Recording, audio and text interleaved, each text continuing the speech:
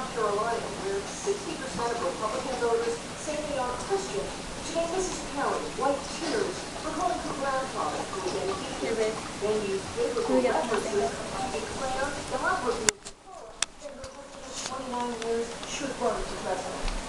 He felt like he needed to do the word of God. I said, look, what is that? You may not do that when you go to everything that you know I will tell you. Governor Perry's campaign soared at first, but faded after 4 debate performances. I think the debate has been unfair. I think he's been the recipient of error. Mrs. Perry's tone took on a sharp edge later today at more secular campaign events, mocking GOP's candidate Herman Cain's 999 tax plan. When I hear 999, I want to call 911. And the president. So I said, if I can't do it,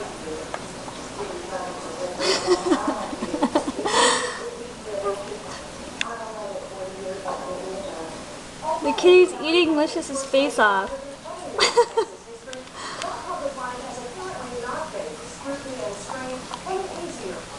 Oh my god. Oh my god. Oh.